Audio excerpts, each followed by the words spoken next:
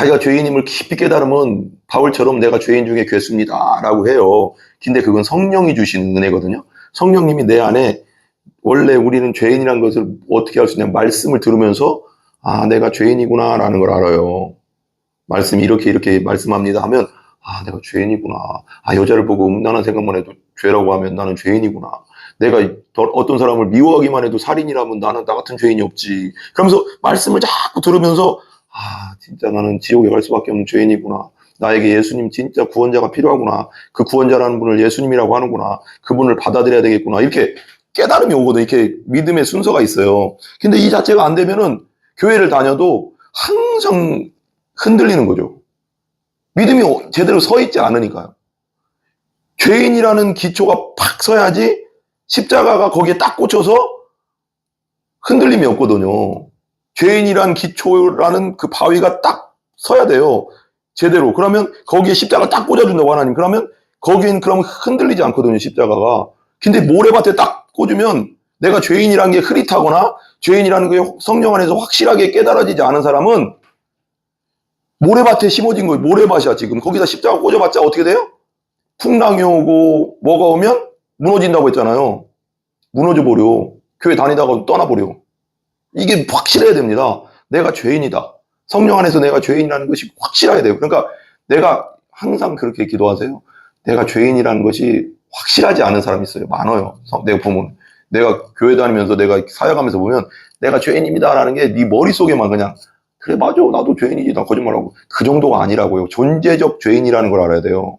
하나님 앞에 정말 존재적 죄인이구나. 성령이 비춰주는 그 빛 가운데 아 진짜 나는 진짜 그런 깨달음이 와야 돼. 아, 진짜 나는 죄인이구나. 진짜 하나님 앞에 쓸데없는 존재구나. 정말 구더기 같은 존재구나. 벌레 같은 자구나. 벌레 같은 성경 찬송 있잖아요. 벌레 같은 날 위해. 진짜 그런 존재라는 것을 성령 안에서 나를 봐야 돼요. 이렇게. 진짜 구제불능이구나. 나는 하나님 앞에 정말 기준 미달이구나라는 걸 정확하게 봐야지 그 위에 십자가를 딱 세울 수 있어요. 이게 안 된 사람이 의외로 많아요. 그러니까 믿음이요. 약한 거요. 믿음이 아니죠. 그건 제대로 된 성경적 믿음이 아니에요. 그래서 내가 이걸 계속 까는 거예요. 깐다고 하면 웃기지만. 그래서 부흥의 시대. 제가 어떤 책을 읽어보니까 책 제목은 생각 안 나는데 그 부흥의 시대 때는 항상 이 죄 문제를 하나님이 엄청 건드렸어요. 성령이 조명해 주시는 거죠. 말씀을 통해, 성령의 조명은 말씀을 통해 들어가는 겁니다. 말씀에서 죄라는 게 뭔가를 끊임없이 막, 뭐라고 할까, 구체적으로 막 마음을 찔러 쪼개면서 막 다뤘어요. 그 부분을. 1907년에 부흥이 일어날 때도, 우리나라 부흥이 있었잖아요. 평양 대부흥. 그때도 죄 문제를 하나님이 건드렸거든요. 길선주 목사, 길선주 장로였죠, 그때는. 길선주 장로가 먼저 그 하디 선교사가 그 원산에 있다가 하디 선교사가 원산에서부터 기도회가 이루어졌거든요. 근데 평양의 대붕이었는데 하디 선교사가 그런 얘기하고 나니까 장로 그 평양 장대영 교회에서 길선주 장로가 나온 거예요. 공개적으로 자기 죄를 회개한 거예요. 이게 아시죠? 어떤 자기 친구가 죽으면서 재산을 길선주 장로한테 줬어요. 내 아내 좀 잘 부탁하네. 내 아내가 돈 관리를 할 수 없으니까 잘못하니까 당신이 그 생활비를 내 재산을 전부 다 줄 테니까 생활비를 잘 챙겨주게. 그랬는데 거기서 얼마를 써버린 거예요, 자기가. 얼마나 썼는지 모르겠어요. 많이 쓴 것 같아요. 그러면서 그 얘기를 한 거예요, 여기 나와서. 그때 당시 그렇게 공개자백한다는 게 쉬운 게 아니에요. 장로가. 그러니까 막 나와서 고백한 거예요. 내가 내 친구가 죽으면서 그 아내에게 생활비를 자꾸 주라, 재산을 다 주면서 생활비를 자꾸 줘라, 관리를 못하니까. 그랬는데 내가 그 친구의 돈을 많이 썼습니다. 용서해 주세요. 그러면서 막 통곡을 한 거야. 교회 그때는 사람 엄청 많았어요. 장동현 교회가 큰 교회예요. 그러니까 막 여기저기서 성령님이 역사한 거죠. 그 죄를 회개할 때 성령이 강력하게 역사하는 거예요. 그러니까 막 역사가 되니까 사람들 마음을 성령님이 다 찌르는 거예요. 이 길선주 장로의 말을 통해서 막 그래 나도 죄인인데 나도 그런 거 있는데 뭐 있는데 이게 막 성령님이 막 임재가 강력하게 온 거예요. 그러니까 어떤 여자가 딱 나오더니 그 얘기 했잖아요. 어떤 여자가 때문에 청일전쟁 때, 제가 옛날 잘못 얘기했어요. 청일전쟁 때 그 얘기를 한 거예요. 내가 청일전쟁 때, 그러니까 중국과 일본이 우리나라에서 우리는 이렇게 싸웠었거든요, 옛날에. 그러니까 청일전쟁 때 일본군이 막 와서 내가 아기를 업고 있었는데 아기가 막 울어가서 내가 죽을까봐 아기를 조용히 시킨다고 아기를 그 입을 이렇게 그 포대기 뒤집어 쓰고 내가 거기에 그냥 앉았어요. 앉았는데 그 일본군 지나간 다음에 보니까 죽었어요. 제가 살인자입니다. 제가 죄인입니다 하면서 막 또 여자가 나와서 막 울고 막. 그러니까 막 이 길선윤양로가 죄 문제 딱 건들고 나니까 성령이 역사했죠. 그러니까 그 여자도 자기도 그냥 자백하게 나와서 그냥 자기 죄를 막 토로하니까 막 울면서 토로하니까 막 이 울음바다가 된 거예요. 그러면서 막 이 사람 저 사람이 막 다 나와서 나도 이런 죄가 있습니다. 저런 죄가 있습니다. 이런 죄가 있습니다. 용서해 주세요. 다 죄인이니까. 그러니까 성령이 엄청나게 역사하면서 거기에 예수님의 십자가의 은혜가 막 충만하게 임하고 나니까 그 사람들이 밖으로 뛰어나가서 예수를 전한 거야. 우리 같은 죄인을 살리셨습니다. 하면서 막 그러면서 전국이 막 부흥이 일어난 겁니다, 여러분. 그러니까 우리는 다 죄인이에요. 죄인인데 베드로도 설교할 때 그러잖아요. 베드로가 그 오순절날 성령 받은 다음에 베드로가 사도행전에 보면 이러이러를 막 얘기하고 막 설교하면서 마지막 그러잖아. 너희들이 십자가에 못 박힌 그 나사렛 예수 있잖아. 그분은 진짜 메시아였어. 성경 예언대로 그분이 부활했어. 부활한 분은 메시아잖아. 성경에 말씀하셨잖아. 그러니까 마음에 찔렸어. 마음에 찔렸다고 했거든. 자기 죄들을 본 거지. 나는 그분이 그냥 신성 모독자인 줄 알았더니 진짜 메시아였구나. 그러니까 베드로한테 말을, 우리가 어찌하면 되냐? 어찌 하면 하나님 앞에 벌을 안 받고 형벌을 안 받겠냐? 우리를 어떻게 하면 구원받겠냐? 그러니까 나사렛 예수를 믿어라. 니들 죄를 회개하고 나사렛 예수를 메시아로 받아들여라. 그럼 니들에게 성령을 주실 거다. 이렇게 했거든요. 그러니까 성령이 임해버린 거예요. 회개하면 성령이 임해요. 진짜 회개하면요 성령이 임합니다. 그때부터는 증인이 되는 거예요. 왜 내가 증인이 안 될까? 제대로 된 성령 안에서 회개가 안 터졌고, 그러니까 성령이 내게 임하지 않은 거예요.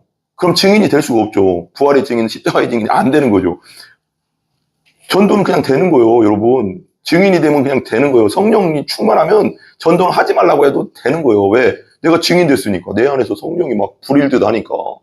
그래서 1907년에도 그렇게 부흥이 있었고, 근데 이게 어떤 학자 연구한 거에 의하면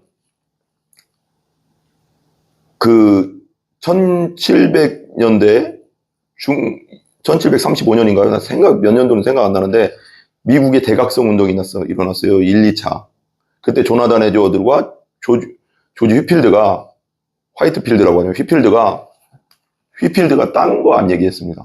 이 얘기만 했답니다.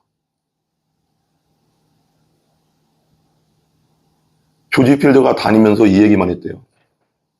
일주일 동안 조지 휘필드가 어떤 교회에 초청을 받았대요. 초청을 받았는데 일주일 동안 똑같은 본문, 제가 맨날 얘기하는 즉 중생에 대한 거, 요한복음 3장의 중생에 관련된 그 성령 안에서 성령 받으라 그거죠. 성령 안에서 다시 태어나는 문제, 회개하고 다시 태어나는 문제를 일주일 동안 가르치게 돼. 그러니까 장로가 3일쯤 되니까 장로들인가 누가 이게 교회 지도자들이 왔대. 그래서 저 휘필드 목사님, 아니 지금 3일 내내 똑같은 본문으로 똑같이 전하고 있습니다. 이제 그만하시고 다른 본문 전해주세요. 그랬더니 휘필드 목사님이, 저도 그러고 싶은데요.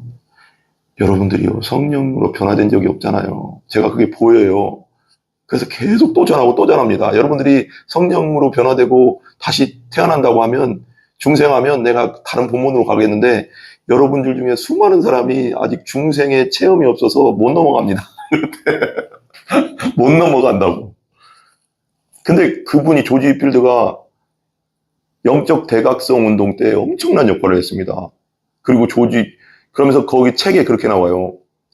부흥의 역사 가운데 볼 때 중생의 말씀과 이 성령을 받고 다시 태어나는 문제에 대한 강력한 선포가 있었다. 근데 그게 역사 가운데 다 그랬다는 거예요. 그 부흥의 역사 가운데 항상 죄 문제를 건드렸고, 죄 문제를 성경에 써 있는 대로 죄 문제를 끊임없이 건드렸고 그 안에 회개가 일어날 수밖에 없게 만들었고 성령이 그걸 건들면서 십자가가 딱 쓰니까 대부흥이 일어났다. 그러니까 부흥은 딴 거 없다 그러는 거예요. 그 성경이. 나도 그 와닿더라고 그 말씀에. 조지 위필드나 요한 웨슬레나 다 유명한 분들이 하잖아요. 조나단 에드워드 되게 유명한 미국에서 대단한 신학자거든요. 그러니까 어떤 신학자는 얘기해요. 조나단 에드워드는 에베레스트 산맥 같은 존재다 그러는 거예요. 그 어떤 그러더라고요. 칼빈, 루터는 안데스 저기 유럽에 있는 산맥이 뭐죠?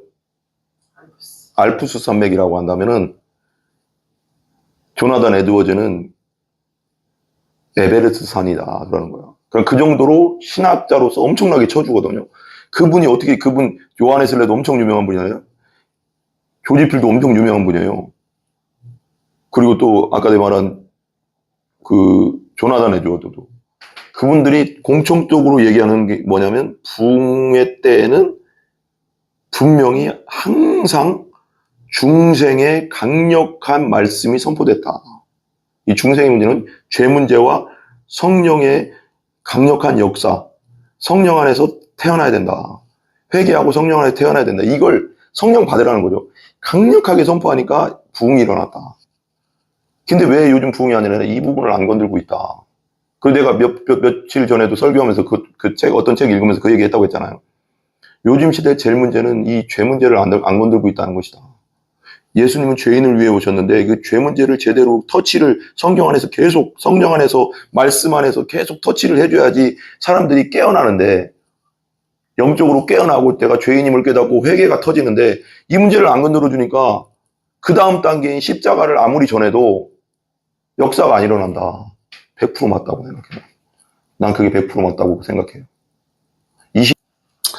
오늘 말씀 보겠습니다. 오늘 말씀은 이제 로마서 11장입니다. 로마서 11장 마지막입니다. 이제 30절부터 36절까지인데요. 30절부터 36절까지 다 같이 한번 읽겠습니다. 30절에서 36절까지 같이 읽습니다. 시작. 너희가 전에는 하나님께 순종하지 아니하더니 이스라엘이 순종하지 아니하므로 이제 긍휼을 입었는지라. 이와 같이 이 사람들이 순종하지 아니하니 이는 너희에게 베푸시는 긍휼로 이제 그들도 긍휼을 얻게 하려 하심이라. 하나님이 모든 사람을 순종하지 아니하는 가운데 가두어 두심은 모든 사람에게 긍휼을 베풀려 하심이로다. 깊도다 하나님의 지혜와 지식의 풍성함이요 그의 판단은 헤아리지 못할 것이며 그의 길은 찾지 못할 것이로다. 누가 주의 마음을 알았느냐? 누가 그의 모사가 되었느냐? 그가 주께 먼저 들여서 갚으심이 닿겠느냐? 이로운 말물이 주에게서 나오고 주로 말미암고 주에게로 돌아갑니다. 그에게 영광이 세세에 있을지어다. 아멘. 이제 드디어 이제 11장이 끝나는 겁니다. 12장부터는 적용, 12, 13, 14는 적용이고 15장은 그냥 16장은 인사말이기 때문에 이론적이라고 해야 되나?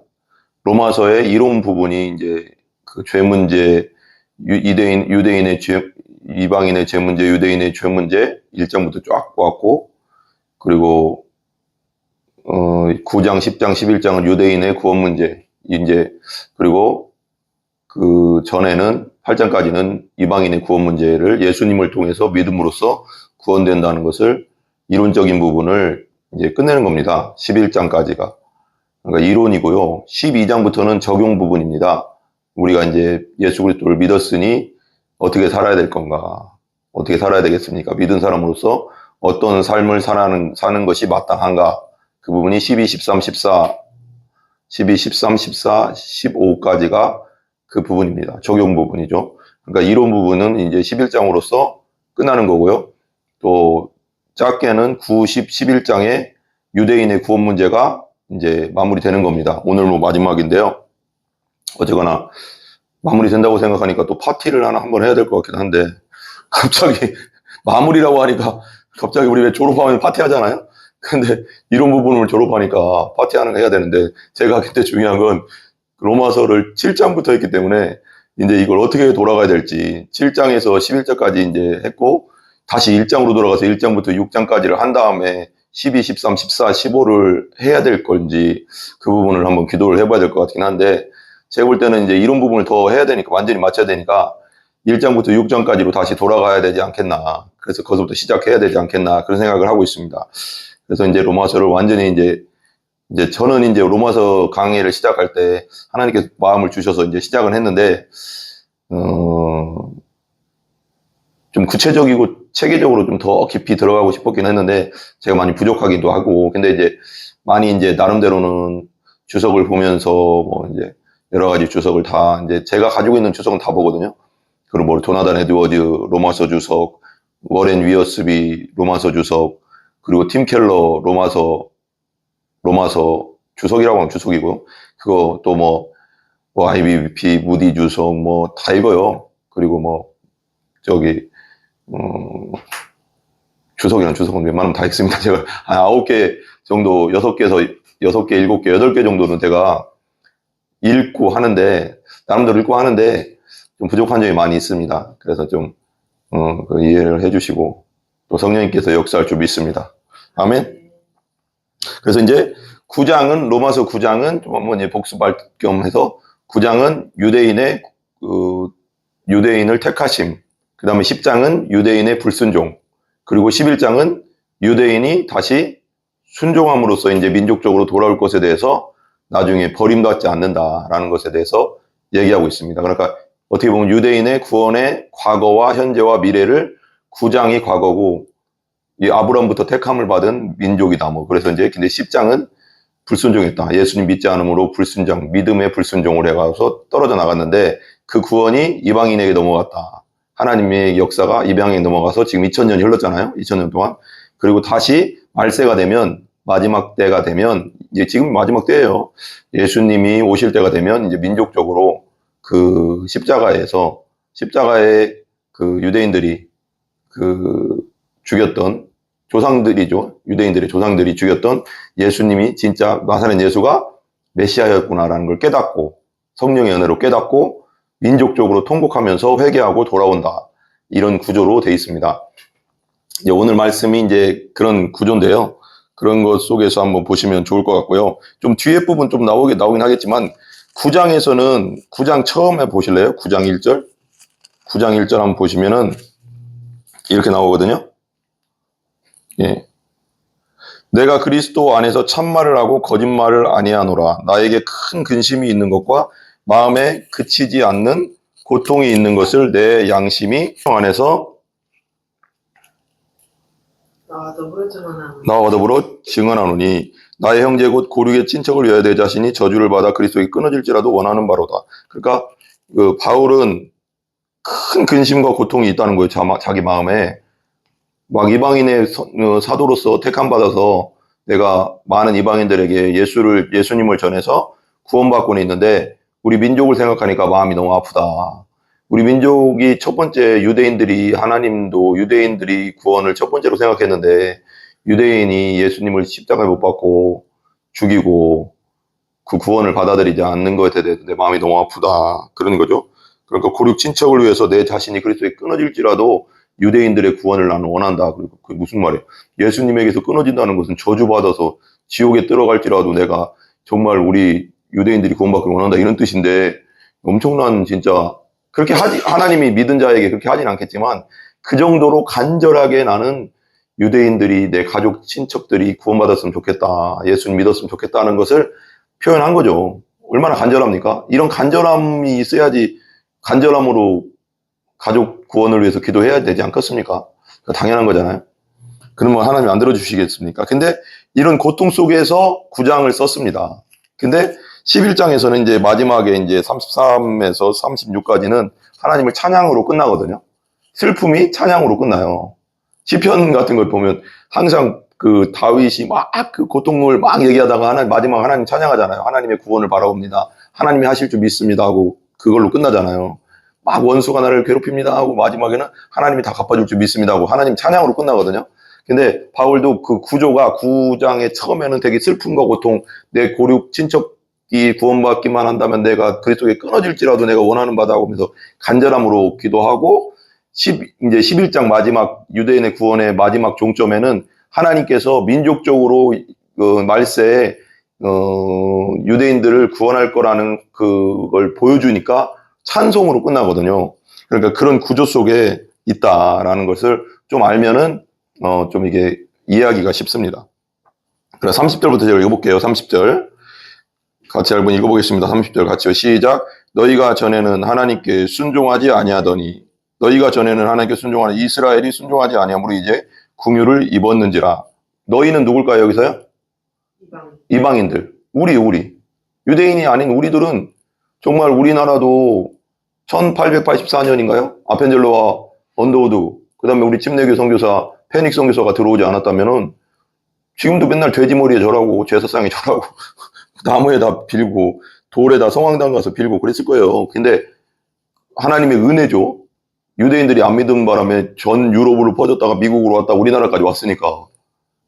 그리고 유대인이 순종치 아니함으로 우리가 하나님의 구원의 은혜가 예수님의 은혜가 예수님의 그 능력이 우리 이방인들에게 하나님이 열어준 거죠. 그래서 지금 우리까지 온 거죠. 그래서 지금 중국으로 가고 막 계속 넘어가서 이제 거의 다 이제 전 세계적으로 이방인의 충만한 수가 찬다고 여기 나오잖아. 이게 2000년 전에 쓴 거예요. 그때는 전 세계적이지 않았잖아요. 구원 복음이. 아시아, 소아시아, 터키, 유럽에 지금 넘어가고 있을 정도, 로마까지 조금 갔을 정도였어요.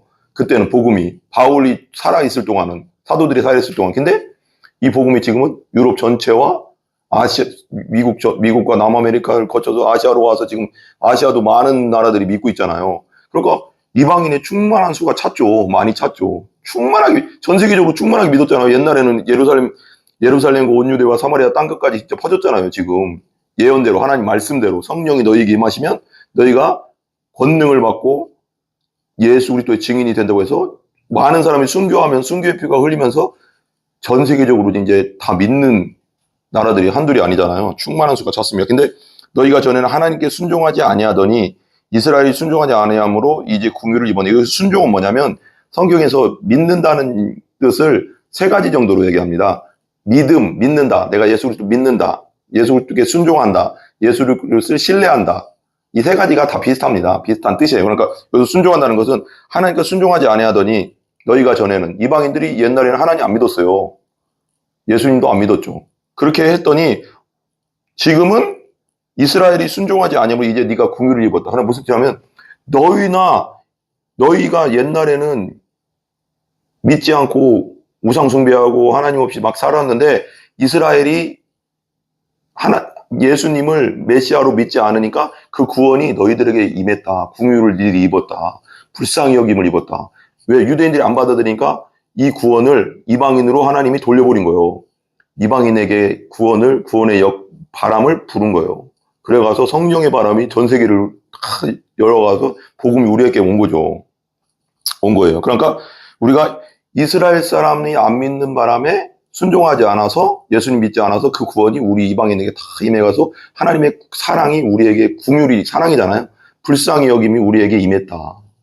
감사한 일이죠. 어떻게 보면요. 하나님의 뜻이 참 감사하죠. 근데 31절 보세요. 이와 같이 이 사람들이 같이 읽어요. 순종하지 아니하니 이는 너희에게 베푸시는 궁율로 이제 그들도 궁율을 얻게 하려 하심이라.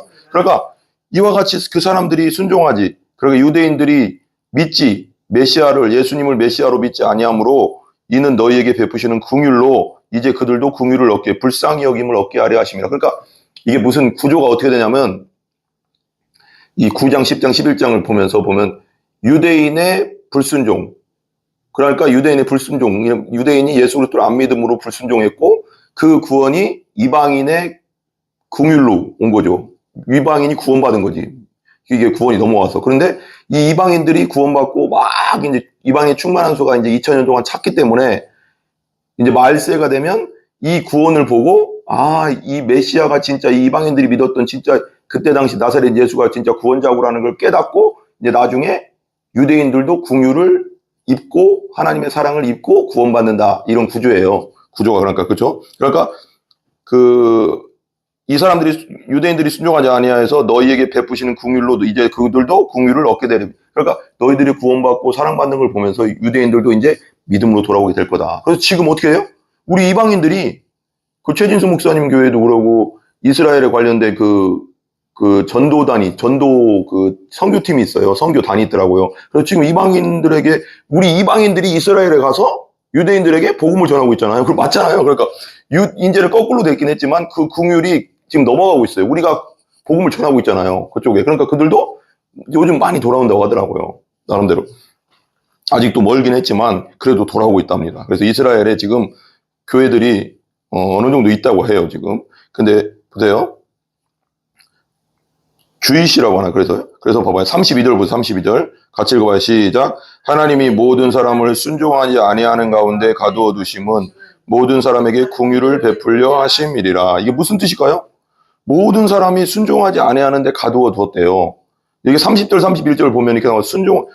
전에는 순종하지 않더니, 너희들 나중 예수님 오시기 전에는 이스라엘이 하나님을 믿고 있었지만 메시아 온 다음에는 메시아를 받아들이지 않음으로 해서 이제는 이스라엘이 불순종하고 너희들은 순종의 사람, 믿음의 사람이 됐고, 그러니까 이런 게 뭐냐면 둘 다 똑같다는 거예요.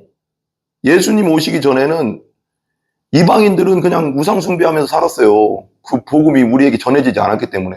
근데 예수님이 딱 왔는데 유대인들이 먼저 믿어야 되는데 유대인들이 안 믿으니까 그 긍휼을, 이 복음을 그냥 놔둘 수 없으니까 이 복음을, 예수님을 이방인들에게 전했어요. 그래서 거꾸로가 됐잖아요. 뒤집어졌잖아요. 그러니까 예전 2000년 전에는, 예수님 오시기 전에 우리가 완전히 불순종하던 사람이었는데, 믿지 않고 하나님 거역하고 하나님 뜻대로 안 살았는데, 우리 이방인들이. 근데 이제는 하나님의 뜻 대신 예수님이 오셨는데 예수님을 우리는 믿고 이방인들은 믿고 유대인들은 안 믿어.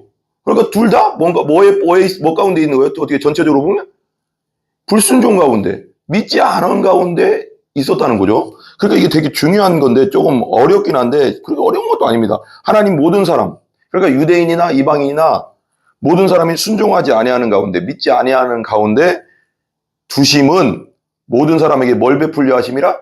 긍휼을 베풀라고. 하나님의 사랑, 십자가의 사랑을 베풀기 위해서 모든 사람을 죄 가운데 놨다는 거예요. 그래서 뭐라고 했어요? 예수님도 뭐라고 했어요? 내가 의인을 위해서 온 것이 아니라 죄인을 위해서 왔다.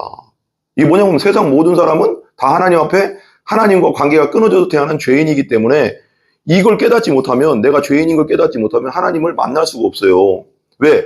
예수님 자체가 죄인을 위해서 오셨으니까. 내가 죄인인 걸 깨닫지 못하면 절대 예수님 못 만납니다. 내가 왜 죄인이냐 하는 사람은 절대 예수님 만날 수가 없어요. 그게 성경이 그렇게 써있고 그게 구조예요. 성경적 구조. 내가 죄인임을 모르면 절대 예수님 만날 수가 없고 예수님 믿을 수도 없고, 예수님 믿는다는 건 거짓말이에요. 이 순서가 그래요. 그렇게 만들어졌어요, 성경이. 그러니까 이걸 되게 잘 알아요. 그러니까 모든 사람을 죄 가운데 두시는 것은 긍휼을, 십자가의 은혜를 베풀려고 하는 거다. 내가 죄인임. 그래서 왜 그런 말도 나오잖아요. 성경 구절에. 성경이 이렇게 얘기하잖아요. 죄가 많은 곳에 은혜가 넘쳤다. 그러잖아요. 이게 무슨 뜻이냐면 죄가 많이 진 사람이 있을 거 아니에요. 세상에서도 자기가 죄인임을 깊이 깨달으면 바울처럼 내가 죄인 중에 괴수입니다 라고 해요. 근데 그건 성령이 주시는 은혜거든요. 성령님이 내 안에, 원래 우리는 죄인이라는 것을 어떻게 할 수 있냐, 말씀을 들으면서 아, 내가 죄인이구나 라는 걸 알아요. 말씀이 이렇게 말씀합니다 하면 아, 내가 죄인이구나. 아, 여자를 보고 음란한 생각만 해도 죄라고 하면 나는 죄인이구나. 내가 어떤 사람을 미워하기만 해도 살인이라면 나는 나 같은 죄인이 없지. 그러면서 말씀을 자꾸 들으면서 아, 진짜 나는 지옥에 갈 수밖에 없는 죄인이구나. 나에게 예수님 진짜 구원자가 필요하구나. 그 구원자라는 분을 예수님이라고 하는구나. 그분을 받아들여야 되겠구나. 이렇게 깨달음이 오거든. 이렇게 믿음의 순서가 있어요. 근데 이 자체가 안 되면은 교회를 다녀도 항상 흔들리는 거죠. 믿음이 제대로 서 있지 않으니까요. 죄인이라는 기초가 팍 서야지 십자가가 거기에 딱 꽂혀서 흔들림이 없거든요. 죄인이란 기초라는 그 바위가 딱 서야 돼요. 제대로. 그러면 거기에 십자가 딱 꽂아준다고 하나님. 그러면 거기엔 그럼 흔들리지 않거든요, 십자가가. 근데 모래밭에 딱 꽂으면 내가 죄인이라는 게 흐릿하거나 죄인이라는 게 성령 안에서 확실하게 깨달아지지 않은 사람은 모래밭에 심어진 거예요. 모래밭이야, 지금. 거기다 십자가 꽂아봤자 어떻게 돼요? 풍랑이 오고 뭐가 오면 무너진다고 했잖아요. 무너져 버려. 교회 다니다가 떠나버려. 이게 확실해야 됩니다. 내가 죄인이다. 성령 안에서 내가 죄인이라는 것이 확실해야 돼요. 그러니까 내가 항상 그렇게 기도하세요. 내가 죄인이라는 것이 확실하지 않은 사람이 있어요. 많아요. 내가 보면. 내가 교회 다니면서 내가 사역하면서 보면 내가 죄인입니다라는 게 네 머릿속에만 그냥 그래 맞아 나도 죄인이지 나 거짓말하고 그 정도가 아니라고요. 존재적 죄인이라는 걸 알아야 돼요. 하나님 앞에 정말 존재적 죄인이구나. 성령이 비춰주는 그 빛 가운데 아 진짜 나는 진짜 그런 깨달음이 와야 돼. 아, 진짜 나는 죄인이구나. 진짜 하나님 앞에 쓸데없는 존재구나. 정말 구더기 같은 존재구나. 벌레 같은 자구나. 벌레 같은 성경 찬송 있잖아요. 벌레 같은 날 위해. 진짜 그런 존재라는 것을 성령 안에서 나를 봐야 돼요, 이렇게. 진짜 구제불능이구나. 나는 하나님 앞에 정말 기준 미달이구나라는 걸 정확하게 봐야지 그 위에 십자가를 딱 세울 수 있어요. 이게 안 된 사람이 의외로 많아요. 그러니까 믿음이요, 약한 거요. 믿음이 아니죠, 그건. 제대로 된. 성경적 믿음이 아니에요. 그래서 내가 이걸 계속 까는 거예요. 깐다고 하면 웃기지만. 그래서, 부흥의 시대. 제가 어떤 책을 읽어보니까 책 제목은 생각 안 나는데, 그 부흥의 시대 때는 항상 이 죄 문제를 하나님이 엄청 건드렸어요. 성령이 조명해 주시는 거죠. 말씀을 통해, 성령의 조명은 말씀을 통해 들어가는 겁니다. 말씀에서 죄라는 게 뭔가를 끊임없이 막, 뭐라고 할까, 구체적으로 막 마음을 찔러 쪼개면서 막 다뤘어요, 그 부분을. 1907년에 부흥이 일어날 때도, 1907년에 부흥이 일어날 때도 우리나라 부흥이 있었잖아요. 평양 대부흥. 그때도 죄 문제를 하나님이 건드렸거든요. 길선주 목사, 길선주 장로였죠, 그때는. 길선주 장로가 먼저 그 하디 선교사가 그 원산에 있다가 하디 선교사가 원산에서부터 기도회가 이루어졌거든요. 근데 평양의 대부흥이 아니라 하디 선교사가 그런 얘기하고 나니까 장로 그 평양 장대영 교회에서 길선주 장로가 나온 거예요. 공개적으로 자기 죄를 회개한 거예요. 이게 아시죠? 어떤 자기 친구가 죽으면서 재산을 길선주 장로한테 줬어요. 내 아내 좀 잘 부탁하네. 내 아내가 돈 관리를 할 수 없으니까 잘못하니까 당신이 그 생활비를 내 재산을 전부 다 줄 테니까 생활비를 잘 챙겨주게. 그랬는데 거기서 얼마를 써버린 거예요, 자기가. 얼마나 썼는지 모르겠어요. 많이 쓴 것 같아요. 그러면서 그 얘기를 한 거예요, 여기 나와서. 그때 당시 그렇게 공개 자백한다는 게 쉬운 게 아니에요. 장로가. 그러니까 막 나와서 고백한 거예요. 내가 내 친구가 죽으면서 그 아내에게 생활비를 자꾸 주라, 재산을 다 주면서 생활비를 자꾸 줘라, 관리를 못하니까. 그랬는데 내가 그 친구의 돈을 많이 썼습니다. 용서해 주세요. 그러면서 막 통곡을 한 거야. 그 교회 그때는 사람 엄청 많았어요. 장동현 교회가 큰 교회예요. 그러니까 막 여기저기서 성령님이 역사한 거죠. 그 죄를 회개할 때 성령이 강력하게 역사하는 거예요. 그러니까 막 역사가 되니까 사람들 마음을 성령님이 다 찌르는 거예요. 길선주 장로의 말을 통해서 막, 그래, 나도 죄인인데, 나도 그런 거 있는데, 이게 막 성령님이 막 임재가 강력하게 온 거예요. 그러니까 어떤 여자가 딱 나오더니 그 얘기 했잖아요. 어떤 여자가 때문에 청일전쟁 때, 제가 옛날 잘못 얘기했어요.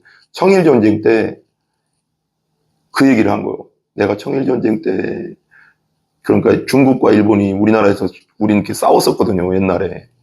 그러니까 청일전쟁 때 일본군이 막 와서 내가 아기를 업고 있었는데 아기가 막 울어가서 내가 죽을까봐 아기를 조용히 시킨다고 아기를 그 입을 이렇게 그 포대기 뒤집어 쓰고 내가 거기에 그냥 앉았어요. 앉았는데 그 일본군 지나간 다음에 보니까 죽었어요. 제가 살인자입니다. 제가 죄인입니다 하면서 막 또 여자가 나와서 막 울고 막.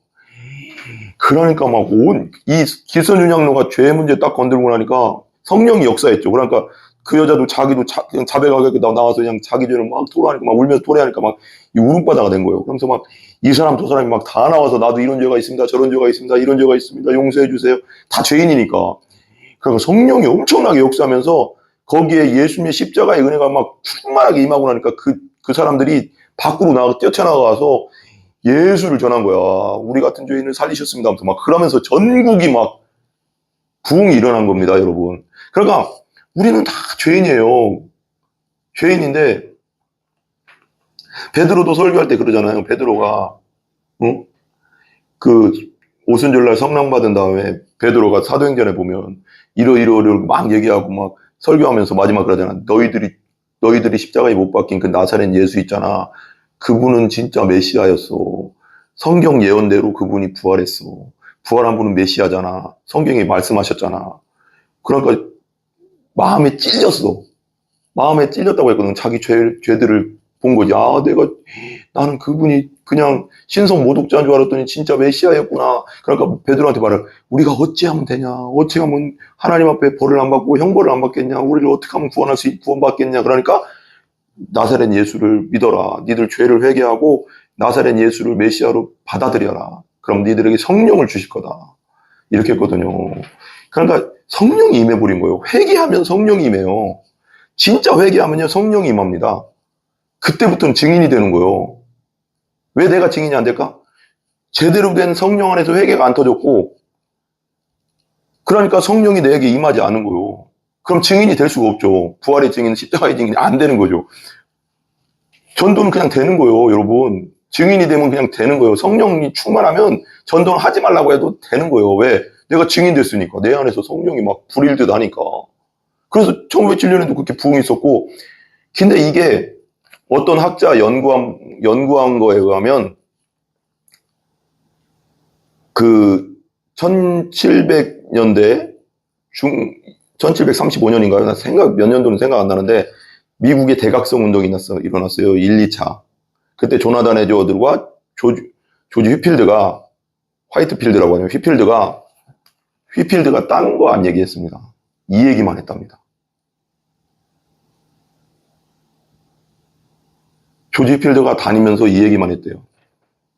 일주일 동안 조지 휘필드가 어떤 교회에 초청을 받았대요. 초청을 받았는데 일주일 동안 똑같은 본문, 제가 맨날 얘기하는 중생에 대한 거, 요한복음 3장에 중생에 관련된 그 성령 안에서 성령 받으라 그거죠. 성령 안에서 다시 태어나는 문제, 회개하고 다시 태어나는 문제를 일주일 동안 가르치게 돼. 그러니까 장로가 3일쯤 되니까 장로들인가 누가 이게 교회 지도자들이 왔대. 그래서 저 휘필드 목사님, 아니 지금 3일 내내 똑같은 본문으로 똑같이 전하고 있습니다. 이제 그만하시고 다른 본문 전해주세요. 그랬더니 휘필드 목사님이, 저도 그러고 싶은데요, 여러분들이요 성령으로 변화된 적이 없잖아요. 제가 그게 보여요. 그래서 계속 또 전하고 또 전합니다. 여러분들이 성령으로 변화되고 다시 태어난다고 하면, 중생하면 내가 다른 본문으로 가겠는데 여러분들 중에 수많은 사람이 아직 중생의 체험이 없어서 못 넘어갑니다. 못 넘어간다고. 근데 그분이 조지 휘필드가 영적 대각성 운동 때 엄청난 역할을 했습니다. 그리고 그러면서 거기 책에 그렇게 나와요. 부흥의 역사 가운데 볼 때 중생의 말씀과 이 성령을 받고 다시 태어나는 문제에 대한 강력한 선포가 있었다. 근데 그게 역사 가운데 다 그랬다는 거예요. 그 부흥의 역사 가운데 항상 죄 문제를 건드렸고, 죄 문제를 성경에 써 있는 대로 죄 문제를 끊임없이 건드렸고, 그 안에 회개가 일어날 수밖에 없게 만들었고, 성령이 그걸 건들면서 십자가가 딱 쓰니까 대부흥이 일어났다. 그러니까 부흥은 딴 거 없다 그러는 거예요. 그 성경, 나도 그 와닿더라고 그 말씀에. 조지 휘필드나 요한 웨슬레나 다 유명한 분들이 하잖아요. 조나단 에드워드 되게 유명한, 미국에서 대단한 신학자거든요. 그러니까 어떤 신학자는 얘기해요. 조나단 에드워드는 에베레스트 산맥 같은 존재다 그러는 거예요. 그 어떤 그러더라고요. 칼빈, 루터는 안데스, 저기 유럽에 있는 산맥이 뭐죠? 알프스 산맥이라고 한다면은 조나단 에드워즈는 에베레스트 산이다 그러는 거예요. 그러니까 그 정도로 신학자로서 엄청나게 쳐주거든요. 그분이 어떻게, 요한 웨슬레도 엄청 유명한 분이잖아요. 조지 휘필드 엄청 유명한 분이에요. 그리고 또 아까 내가 말한 조나단 에드워드도, 그분들이 공통적으로 얘기하는 게 뭐냐면, 부흥의 때에는 분명히 항상 중생의 강력한 말씀이 선포됐다. 이 중생의 문제는 죄 문제와 성령의 강력한 역사, 성령 안에서 태어나야 된다. 회개하고 성령 안에서 태어나야 된다. 이걸 성령 받으라는 거죠. 강력하게 선포하니까 부흥이 일어났다. 근데 왜 요즘 부흥이 아니라 이 부분을 안 건들고 있다. 그 내가 며칠 전에도 설교하면서 어떤 책 읽으면서 그 얘기 했다고 했잖아요. 요즘 시대의 제일 문제는 이 죄 문제를 안 건들고 있다는 것이다. 예수님은 죄인을 위해 오셨는데 그 죄 문제를 제대로 터치를 성경 안에서 계속, 성령 안에서, 말씀 안에서 계속 터치를 해줘야지 사람들이 깨어나는데, 영적으로 깨어나고 내가 죄인임을 깨닫고 회개가 터지는데, 이 문제를 안 건드려 주니까 그 다음 단계인 십자가를 아무리 전해도 역사가 안 일어난다. 100% 맞다고 생각해요. 난 그게 100% 맞다고 생각해요. 이 시대의 문제는 죄 문제를 제대로 깊이 안 다뤄주는 데 문제 있어요. 성경 안에서. 성경 안에서 죄 문제를 깊이 설명해 줘야 됩니다. 깊이 설교해 줘야 됩니다. 그럴 때 성령이 거기에 강력하게 역사하거든요. 회개가 터지게. 그럼 이 회개가 터지면서 나는 어찌할꼬, 초대교회처럼 베드로가 설교했을 때 우리가 그러면 어찌해야 되냐, 이 하나님 아들을 죽인 죄를 어떻게 해야 되냐, 우리 큰 형벌 가운데 우리가 떨어지게 생겼다, 하나님의 진노가 우리에게 임할 것 같은데 우리 어떻게 해야 되냐, 우리 어떻게 구원받냐. 너희들이 회개하고 죄를 회개하고 예수 그리스도를 받아들이고 성령을 받으라, 그러면 용서가 된다, 죄사함을 받으라 그러거든요. 거기서 강력하게 역사가 일어나는 거예요. 그러면서 수많은 사람들이 돌아왔고요. 3,000명, 3,000명이 돌아왔다고 했어요. 그때 베드로가 설교할 때. 강력한 성령의 역사는 내심으로 되는 게 아니라 말씀대로 하면 강력하게 성령이 역사할 수밖에 없어요. 성령은 예수를 전할 때 강력하게 역사한다고 했잖아요. 근데 예수를 전할 때 꼭 전해야 될 게 뭐냐면 이 죄 문제를 강력하게 다뤄줘야 되는데, 죄 문제를 80%는 다뤄줘야 돼요. 죄 문제를 그러니까 강력한 복음 설교는 뭐냐면, 죄 문제를 이 성경에서 말하는 예수님, 하나님이 죄라고 하는 것들을 강력하게 선포해야 되는데, 제 생각에는 이 죄 문제를 한 80%를 달아줘야 돼요. 복음 설교할 때. 우리가 죄인이라는 걸 뼈저리게 성령 안에서 느끼게 해주고, 거기에 그래서 우리가 십자가가 필요합니다. 그래서 예수님이 이 죄 때문에 돌아가셨습니다를 마지막에 딱 점을 찍어줘야 되는데, 이건 대충 다루고 마지막에 십자가만 겁내 다루니까 이 부분이 안 되니까, 내가 병자인 줄 알아야지 의원 대신 예수님을 붙잡을 거 아니야. 근데 병자인 걸 확실히 모르니까 예수님을 꽉 못 붙잡는 거야.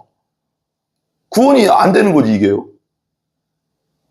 움직일 수 있게 만들어요. 그러니까 내가 아파야지 병원을 가서 움직여서 가잖아요. 근데 내가 철저하게 죄인이고 난 지옥 갈 수밖에 없는 죄인이라는 걸 철저하게 알면 예수님께 움직이거든요. 근데 움직일 수 없을 정도의 그 정도의 죄 문제를 다뤄주니까, 그래, 난 죄인이야, 이 정도야.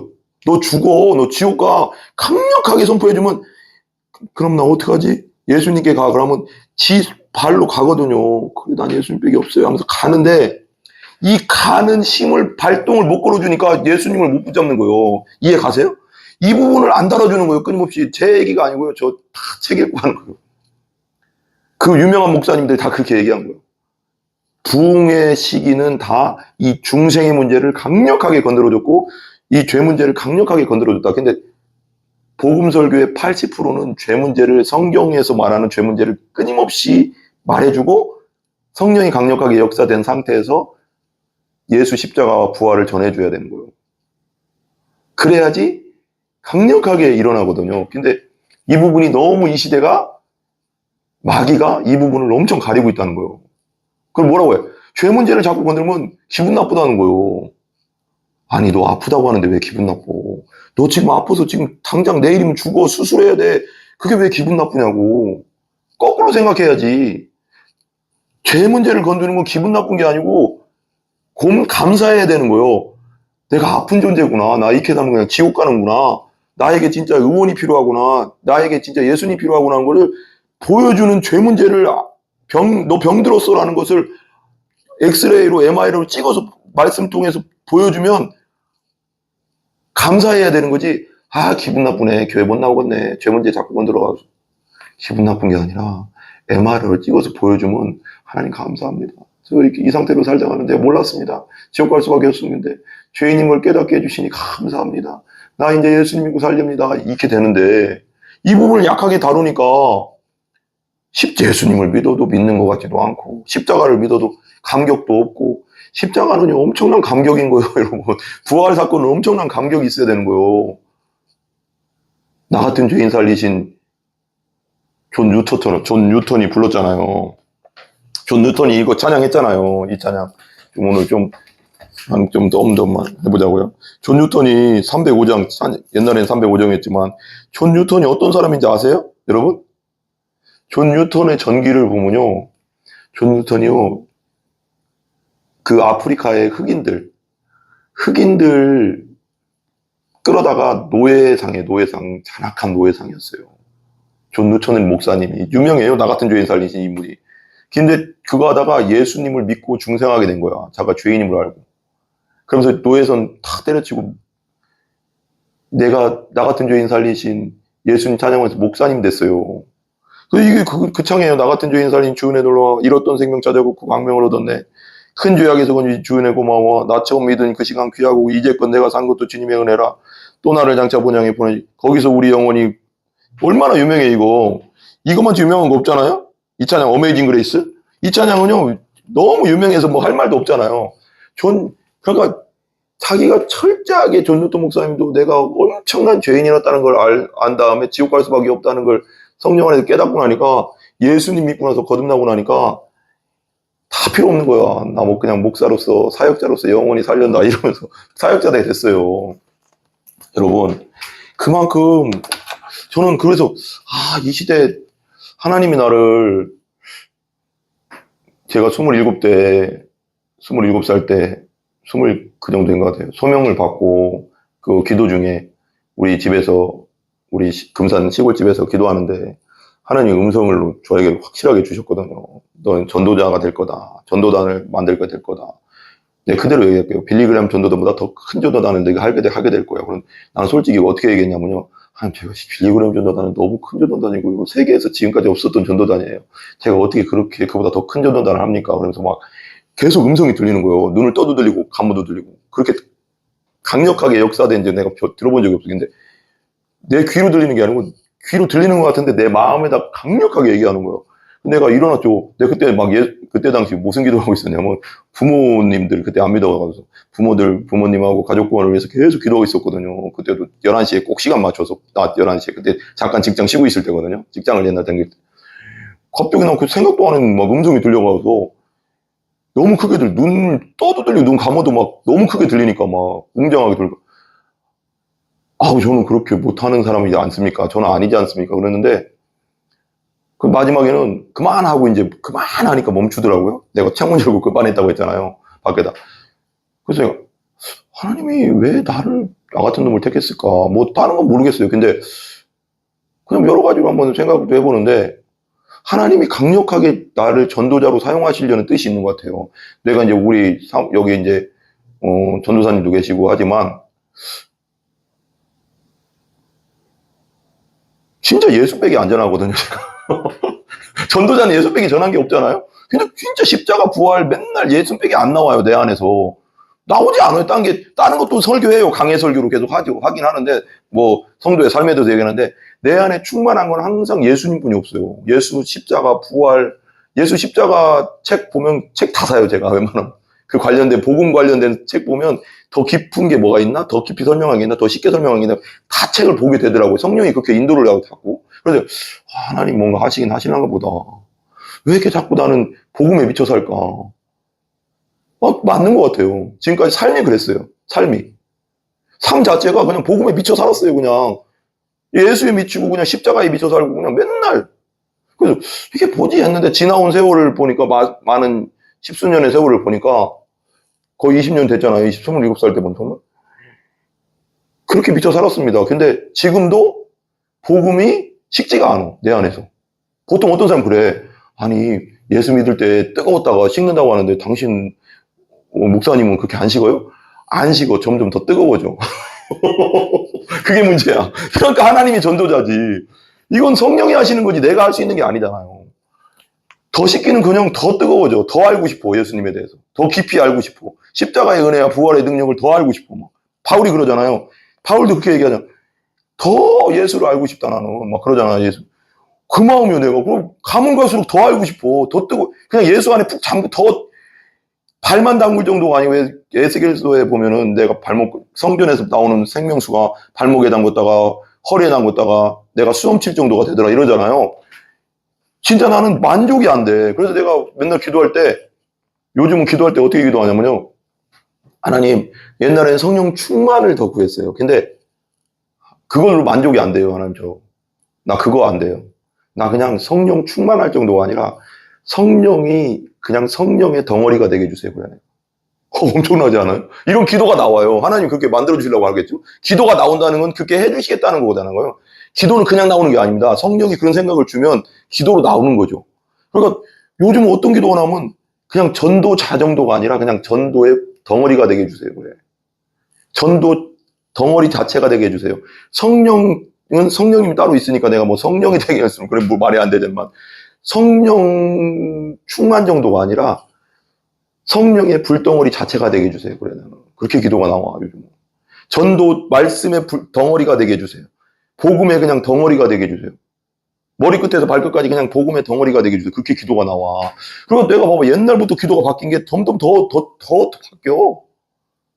식지가 않고 식는 게 정도가 아니라 그냥 유지되는 정도만 해도 대단한 그냥 하나님의 은혜지. 근데 내가 하는 건 아니지만 성령님이 유지되는 정도만 해주는 게 아니라 더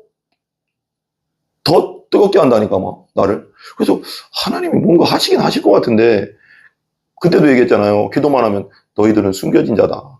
너희들은 숨겨진 자다. 그런 말씀을 자꾸 주는 거예요. 숨겨진 자? 너희들을 아직 내가 드러내진 않는다. 내가 너희들을 드러낼 때가 온다. 그럼 세상이 뒤집어질 거라. 이런 마음을 자꾸 주는 거예요. 복음으로 뒤집어 버릴 것 같다. 그러니까 바울이 갈 때마다요. 바울이 원어적으로 보면 바울이 전도했잖아요. 소아시아에 막 복음 전할 때마다요. 그 원어적으로 뭐냐면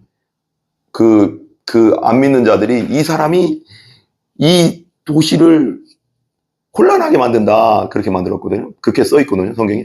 혼란하게 한다. 복잡하게 한다. 왜 이렇게 혼란하게 하냐? 우리는 지금 이방 이 신을 잘 믿고 있는데 왜 하나님 신이라는 예수님을 믿으라고 해가지고 이렇게 복잡하게 만드냐? 막 그러면서 막 데모도 하고 막 그러거든요. 성경에 보면. 그럴 때 그 혼란하게 한다라는 의미가 뭐냐면 뒤집어 놓는다 그런 뜻이거든요. 뒤집어 놓는다. 원어적으로. 뒤집어 버림. 복음은 뒤집는 거예요. 우리의 생각을 뒤집고 우리가 살았던 그 모든 사상들을 뒤집어 버리고 복음은 평범하지 않습니다. 근데 봐봐요. 나는 봐봐요. 복음을 믿었고 예수를 믿고 중생했다고 거듭났다고 하는데도 변화가 없다. 뜨거움도 없다. 아무것도 없다. 그건 믿은 게 아니에요. 복음은 엄청난 겁니다. 예수가 내 안에 들어왔는데 잘 생각해 보세요. 천지를 창조하신 하나님이 내 안에 계신데 어떻게 안 변할 수 있겠습니까? 어떻게 하나님한테 안 미칠 수가 있겠습니까? 어떻게 예수님을 사랑하지 않을 수 있겠습니까? 어떻게 십자가에 안 미칠 수가 있겠습니까? 이게 보통 정상 맞잖아요. 남녀간에도 사랑하면 미치버리는데, 아니, 미친다고 하면 그렇지만, 남녀간에도 사랑하면 좋아서 미쳐서 부모가 아무리 반대해도 결혼하는데, 진짜 그 큰 사랑의 불덩어리가 내 안에 들어왔다고 하면 예수님을 영접했다는 건 그 사랑이 내 안에 들어왔다는 건데, 그 사랑이 내 안에 들어왔는데 어떻게 안 미칠 수가 있겠냐고. 안 미치는 게 더 이상하지. 그잖아요. 뜨거운 걸 만졌는데 안 딘다는 게 더 이상한 거잖아. 말이 안 돼. 좀 이해는 가나 모르겠네. 예화를 드는데. 내가 엄청나게 가스레인지에서 끓고 있는 국그릇을 딱 만졌는데, 안 뜨겁네. 이건 이 팔이 썩은 거지. 근데 알아요? 말이 안 되잖아요. 엄청난 사랑이 내 안에 들어왔는데, 중생은 그거예요. 하나님의 사랑이 너희에게 부음받았다고 했잖아요? 그 십자가의 은혜가 예수를 믿는다는 건 하나님의 사랑이 너희에게 부음받은 거예요. 그 사랑이 부음받았는데 어떻게 가만히 있을 수 있습니까, 이게? 예수를 어떻게 안전할 수 있고, 십자가의 은혜를 어떻게 안전할 수 있겠습니까? 말이 안 되는 거. 근데 지금 시대는 많은 교회 다니는 사람들이 너무 이게 없어. 이건 성경적으로 말했을 때 이게 중생의 뭐라고 할까? 결과가 아닌 거지. 뜨거운 걸 맞으면 뜨거운 게 당연한 건데 하나님의 사랑이 부어졌으면 엄청난 사랑 속에서 하나님을 사랑할 수 없고 찬양할 수밖에 없고 예배할 수밖에 없는데 그게 안 된다고 하면 그건 믿음을 점검해봐야 되는 거지. 성경 고린도서에도 나오잖아요. 너희 믿음을 점검해보라고. 확증하라고. 당연한 게 당연하지 않은 시대로 가니까 그렇다고 그러니까 사람들은 또 많은 사람들이 그렇게 얘기해. 많은 목회자들이 그렇게 가르치면 안 됩니다. 그냥 믿었다. 아, 너 믿었잖아. 너 시인했잖아. 근데 나 아무런 변화가 없는데요? 그 믿은 거 아니라니까요, 여러분. 변화라는 것은 도덕적 변화를 말하는 게 아니에요. 여기서 말하는 성경에서 말하는 도덕적 변화 전에 하나님을 사랑하는 뜨거운 마음이 생겨야 되는 거예요. 예수 믿었다는 것은 하나님을 사랑하는 뜨거운 마음이 내 안에 생겼다는 거예요. 예배 안 하면 견딜 수 없고, 기도 안 하면 견딜 수 없고, 찬양 안 하면 견딜 수 없는 마음이 생겼다는 거예요. 그 마음이 없는데 어떻게 믿었다고 할 수 있어요? 나는 그런 마음도 없는데요. 그래도 너 예수님 믿는다고 시인했잖아. 고백했잖아. 사형리대로. 그럼 믿은 거야. 넌 천국 가는 거야. 성경에 그렇게 써 있지 않습니다. 절대 그렇게 말한 적도 없습니다. 우린 성경대로 믿는 존재입니다. 성령 받으면요. 예수 믿고 성령 받으면요. 하나님을 뜨겁게 사랑하는 마음이 생겼다는 거예요. 사랑이 부어져 있고. 예배할 수밖에 없고, 기도할 수밖에 없고, 찬양할 수밖에 없고, 예수 그리스도를 전할 수밖에 없는 뜨거움이 생긴 거예요, 내 안에. 근데 이게 아무것도 없다. 내가 입으로만 신했는데 믿었다. 이렇게 얘기하면 안 됩니다. 가짜 교인들 만드는 겁니다. 다 지옥 보내는 겁니다, 나중에 그거. 어떻게 책임지려고 그렇게 말합니까, 우리가? 난 그렇게 말 못합니다. 하나님 앞에 가서 책망 들을 생각 없습니다. 난 성경에 있는 그대로만 말해주고 싶을 뿐이에요. 내가 맨날 기도하는 게 그거예요. 담대하게 하나님 말씀만 선포하게 해달라고. 나 하나님 나라 가서 하나님께 칭찬 듣고 싶지, 책망 듣고 싶지는 않습니다. 너 왜 그렇게 가르쳤냐? 이렇게 말하면 어떻게 하겠어요, 내가? 어떻게 하나님 앞에서 그런 말을 들을 수 있겠어요, 우리가? 그 하나님의 그 판단 앞에서. 성경에 있는 대로 우리는 대사라고 했잖아요. 내 말도 필요 없어요. 요한계시록의 말대로 말씀이 말하는 것만 말하고 말하지 않는 건 말 안 하면 돼요. 말씀에 적혀 있는 대로만 알면 돼요. 더 이상 알 것도 없고요. 더 모를 필요도 없어요. 성경에 다 66권에 우리가 알 건 다 기록돼 있어요. 더 알려고 할 필요도 없어요. 하나님이 더 하려고 하면 성경 61권이고 100권으로 만들었겠죠. 100 더 두껍게 만들었겠지. 이만치만 알면 된다는 거예요. 우리한테는. 더 알 필요. 우리 하나님의 것을 다 알려면 이 세상의 모든 책에 기록해도 할 말이 없어요. 하나님 그 정도로 크신 분이에요. 근데 이만치만 알으라고 하는 거예요. 근데 우리는 대사라고 했잖아. 주의 종은 뭐예요? 주의 일꾼은 뭐예요? 그냥 말씀인대로 그냥 전해주면 되는 거예요. 그래서 말씀에서 빼면 뭐 한다고 했어요? 요한계시록에? 너희가 그 낙원에 들어가는 걸 뺄 것이다. 말씀을 더하면 심판을 내가 더할 것이다 그랬어요. 우리가 두려워할 것은요, 주의 종들이 두려워할 건 뭐냐면요, 내가 성경대로 말씀을 전했나? 하나님의 말씀, 기록된 말씀대로 내가 그대로 전해주고 있는가? 그대로 지금 설명해주고 있는가? 이것에 대해서 두려워해야 되는 거예요. 다른 것이 두려워하면 안 되고. 내가 진짜 오늘도 말씀을 전했는데 내가 성경에 기록된 대로 말씀을 그대로 하나님의 마음을 그대로 전달해 줬나? 이것에 대해서 우리가 상급이냐 책망이냐가 걸려 있는 거지. 그래서 많이 선생이 되지 말라고 하잖아요. 쓸데없는 말 하지 말라고. 우리가 두렵고 떨림으로 해야 될 건 뭐냐면 사역자가 성경대로 말씀을 전했는가? 그럼 또 침례교잖아요. 성경의 사람들. 성경대로예요. 성경대로. 내가 성경 그대로 말씀을 설명해주고 전했는가? 뺐나? 더했나? 생각해봐야 되는 거예요. 그대로만 전해주면 되는 거예요. 거기에 강력한 성령의 역사가 나는 가끔씩 그런 생각, 성령이 왜 역사하지 않을까? 성경대로 안전해서 역사하지 않는 거예요, 여러분. 성경 그대로 전하면요, 성령은요, 강력하게 역사한다고 성경에 써 있어요. 예수님, 보혜사 성령이 오면 의에 대해서, 죄에 대해서, 심판에 대해서 가르쳐 준다고 했어요. 예수님을 증거해 준다고 했어요. 그러니까 예수님을 강력하게 선포하고 성경대로 말씀을 강력하게 선포하면, 성경에 기록된 대로 말씀을 강력하게 선포하면 성령이 거기에 강력하게 역사합니다. 그래서 믿음으로 들어갑니다. 근데 이 성경대로 제대로 안 전해주면 강력한 성령의 역사가 뒷받침을 안 해줘요. 성냥불을 피우면 막 옛날에는 막 바람 막 해가서 그 부엌에서 바람이 일어나잖아요. 근데 바람을 안 불어주면, 성령은 바람이라고 했잖아요. 바람을 불어줘야 불이 팍 일어나는데 믿음이 확 들어가는데, 내가 말씀을 제대로 안 전해주고 맨날 여기 강단에서 인본주의적이고 잘못되고 인간적이고 잘못된 걸 계속 전하면은 성령이 뒷받침을 안 해주기 때문에 믿지를 않아. 믿음이 안 들어가요, 사람들이. 그 다음에 넘어갔습니다. 32절 보면 하나님 모든 사람은 이게 나왔죠. 아니하는 가운데 가두어 두신 모든 사람에게 긍휼을 베풀려 하심이라 그랬습니다. 로마서 3장 22절 24절 볼래요? 로마서 3장 22절 24절. 로마서 3장 22절 24절 적어놓으시고 같이 한번 읽어봅시다. 3장 22절 24절 같이 시작. 곧 예수 그리스도를 믿음으로 말미암아 모든 믿는 자에게 미치는 하나님의 은이 차별이 없느니라. 뭐라고요? 예수 그리스도를 믿음으로 말미암아 모든 믿는 자에게 미치는 하나님의 은이 예수님을 믿는 것이 하나님의 은입니다. 그걸 받아들이면 차별하지 않는다는 거예요. 믿음에는 차별이 없습니다. 누구든지 믿으면 다 구원받습니다. 23절 모든 사람이 죄를 범하였으니 모든 사람이 뭐 했어요? 죄를 범했죠. 하나님과 관계가 끊어졌죠. 내 마음대로 살았죠. 하나님 믿지 않고 살았죠.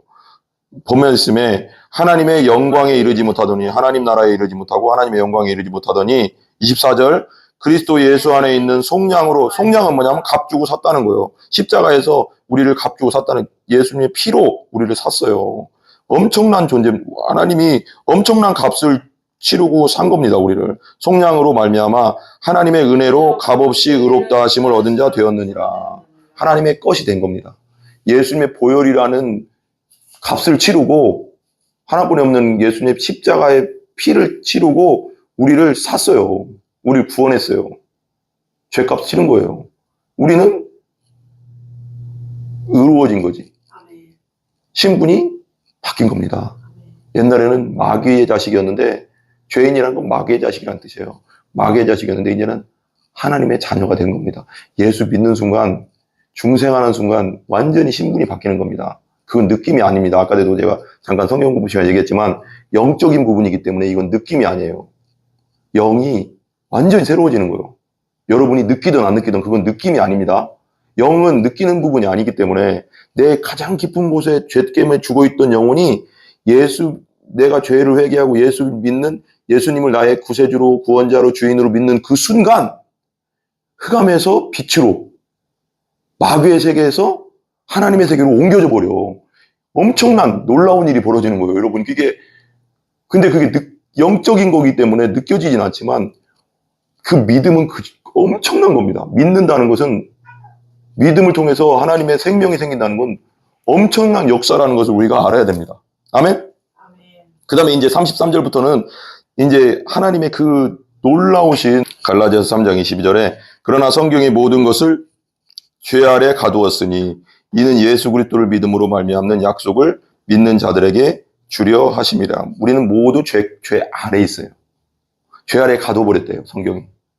우린 다 죄인이라는 건 죄 아래 가뒀다는 거예요. 그러니까 말하자면 죄라는 바다에 다 빠져 있다는 거예요. 죄라는 바다에 다 빠져 있는데 예수 그리스도를 믿음으로 말미암는 약속을 믿는 자들에게 주려 하심이라 그랬습니다. 이 뒤부터는 이제 이 뒤부터는 33절부터 36절까지는 바울이 하나님을 찬양하는 장면이에요. 너무 하나님의 은혜가 대단하고 하나님의 지혜가 대단하시다. 나는 유대인들이 진짜 언제쯤 구원받을까 구장에 막 탄식하면서 있었는데 이방인에게 구원이 넘어가고 나중에는 진짜 민족적으로 이스라엘을 구원하려는 하나님의 뜻이 있었다는 걸 깨닫고 나니까 계시를 받고 나니까 야 하나님의 지혜가 놀랍다면서 33부터 36절까지는 하나님을 찬양하는 거예요. 너무 감동되면 찬양하잖아요. 막 우리 설교할 때도 막 너무 감동될 때 있잖아요. 그럼 막 나도 모르게 막 하나님의 나머지 막 찬양 나오잖아요. 그렇듯이 막 찬양하는 장면이에요. 찬양하는 장면. 한번 읽고 끝내겠습니다. 깊도다 하나님의 지혜와 지식의 풍성함이요 그의 판단은 헤아리지 못할 것이며 그의 길은 찾지 못할 것이로다. 누가 주의 마음을 알았느냐? 누가 그의 모사가 되었느냐? 누가 주께 먼저 드려서 갚으심을 받겠느냐? 이는 만물이 주에게서 나오고 주로 말미암고 주에게로 돌아갑니다. 이건 뭐냐면 만물이 주에게서 나온다는 거면 주가 하나님이 근원이 되시고 그리고 주로 말미암고는 하나님이 보존하시고 위어스비 주석이 그렇게 나오더라고요. 주에게로 돌아갑니다. 하나님이 목적이 되신다는 거예요. 그러니까 어떻게 봐요? 하나님이 전부라는 거예요. 성삼위 하나님이 다 하셨다는 거예요. 그래서 어떤 신학자가 그렇게 얘기했다고 했잖아요. 하나님 아버지는 성부 하나님은 구원을 계획하시고 성자 하나님은 십자가에서 이 땅에 내려오셔서 육신을 입고 다 들어오셔서 구원을 성취하시고 또 성령 하나님은 그 구원을 적용해 주신다. 성령이 아니면 우리는 절대 믿을 수가 없어요. 중생할 수도 없고 거듭날 수가 없습니다. 성령이 하시는 일입니다. 믿게 되는 건 성령이 하신 거라는 걸 명심해야 됩니다. 여러분에게 구원의 확신이 생겼고 예수님이 믿어졌다면 그건 성령이 하신 거지 내가 결단해서 된 게 아닙니다. 그것만 알면 됩니다. 예. 그래서 이 영광은 세세기, 그래서 마지막에 찬양하잖아요. 그에게 영광이 세세히 있을지어다. 아멘. 할렐루야. 그래서 워렌 위어스비 목사님, 침례교회 유명한 목사님인데 미국에 지금도 유명한데 옛날 유명했던 목사님인데 이렇게 말했습니다. 모든 성경 공부의 목적은 예배가 되어야 하고 그랬습니다. 모든 성경 공부의 목적은 예배가 되어야 하고 모든 예배의 결과는 우리가 사랑하는 하나님을 섬기는 것이다. 모든 성경 공부의 목적은 뭐냐? 예배가 목적이에요. 성경 공부가 해서 끝나는 게 아니라고. 예배 드리는 게 목적입니다. 모든 성경 공부의 목적은 예배가 되어야 되고 모든 예배의 결과는 우리가 사랑하는 하나님을 섬기는 거다.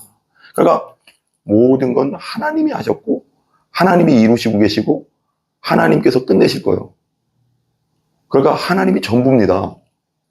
하나님이 전부예요, 여러분.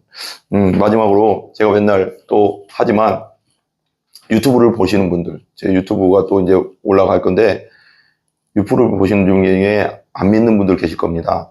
안 믿는 분들은 이 죄 문제, 성령 안에서 죄를 깨닫게 해주시기를 기도하시고 이 죄 문제를 회개하고 하나님 없이 살았던 걸 회개하고 예수님을 영접하고 구원받으시기 바랍니다. 제가 한번 저를 한번 따라해 보시기 바랍니다. 유튜브를 보시는 분들 나중에 따라해 보시기 바랍니다. 하나님, 저는 하나님 없이 사는 죄인이었습니다. 내 맘대로, 내 뜻대로, 내 고집대로 내가 주인 되어서 살았습니다.